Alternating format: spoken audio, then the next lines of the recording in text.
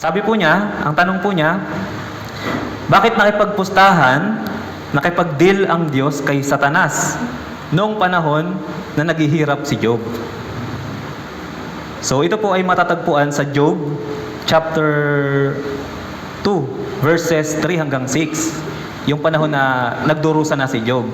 Pero bago po yun, meron pang unang pag-uusap sa Job chapter 1 verses 8 hanggang 12. So kapag binasa po natin ito, parang nagkakaroon nga sila ng pustahan o deal. Pero kung babasahin po natin ito ng maayos, kahit parang ganun po yung tono ng usapan, isinulat po ito ng sumulat ng aklat ni Job, hindi po para po sa mga mahalagang bagay na inire-reveal po ng Biblia. So kahit po parang ito ay pustahan ng Diyos at ni Satanas, hindi po ganon. Kasi ito po yung mga dahilan bakit po ito ay isinulat sa ganitong paraan. Tapos yung mahalagang bagay na inire-reveal sa pamamagitan po ng mga talata po na ito. So para saan po yung conversation na ito ng Diyos at ni Satanas? So, una, hindi po ito deal. Kahit na parang ganon, hindi po ito parang pustahan. So, una, inire-reveal po dito sa mga verses po na ito, yung usapan ng Diyos at ni Satanas. Una, ano ba yung gawain ni Satanas? So, yung pangalan po na Satan, na Satanas, ang ibig sabihin po nito ay adversary o accuser. Ibig sabihin sa Tagalog, adversary, kalaban. At accuser, tagapag-akusa, tagapagbintang.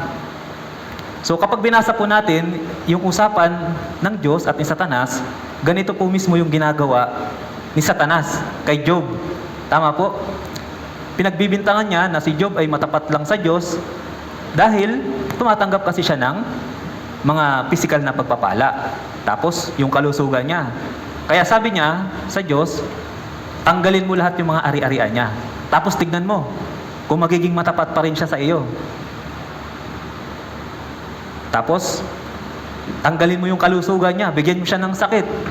Tignan natin kung magiging matapat pa rin siya sa iyo. Makikita mo, susumpain ka niya ng mukhaan. So, ang gusto ni Satanas, pahirapan niya si Job. Kaya gumawa siya ng dahilan para magawa niya yon. Tama po? Ngayon, yun po yung gawain po ni Satanas. So ito po yung unang na-reveal po dito sa usapan po nila. Pangalawa, inire-reveal po dito na yung Diyos, siya po ay mayroong walang hanggang kapangyarihan. Tapos, siya po ay in control sa lahat ng bagay. Ibig sabihin, hindi mangyayari yung isang bagay kung hindi ipapahintulot ng Diyos. Tama po?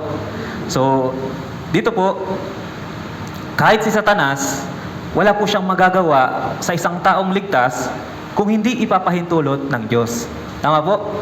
So, para magawa niyang saktan si Job, ano po yung ginawa niya? Kailangan niyang magpaalam pa sa Panginoon, di ba? Sige, tanggalin natin yung kayamanan niya, yung kalusugan niya. Ngayon, para patunayan ng Diyos yung katapatan ni Job, hinayaan niya si Satanas. Pero, mayroong limitasyon. So, bakit po? Bakit po ganito yung ginawa po ng Diyos? Dahil po yung Diyos, pati si Satanas, kaya niyang gamitin para po maisakatuparan yung kanyang kalooban. At dito, yung kalooban ng Diyos ay ano po? Sa kwento po ni Job, yung kalooban po ng Diyos dito para subukin yung pananampalataya ni Job. So, hinayaan ng Diyos na saktan ni Satanas si Job, pero may limitasyon. Po, huwag mo kukunin yung buhay niya. Ito yung limitasyon na ibinibigay ko sa iyo. So, pinapakita po nito na ang Diyos, siya po ay makapangyarihan sa lahat. At walang mangyayari na hindi niya ipinapahintulot. Nangyayari po yung mga bagay-bagay dahil ipinahintulot po ng Diyos. So, ito pong usapan po na ito, hindi po siya talaga parang isang deal o pustahan. So, kundi ito po ay para i-reveal yung mga bagay po na ito sa atin sa pamamagitan po ng mga talata na ito. Una, yung gawain po ni Satanas. Tapos, yung pagiging walang hanggang makapangyarihan ng Diyos at pagiging in control ng Diyos. Na hindi mangyayari yung bagay, yung isang bagay, kung hindi niya ipapahintulot. So, ito po yung purpose. Bakit ganito po yung usapan po nila? So, sana po ay nasagot po yung sa nagtanong po nito.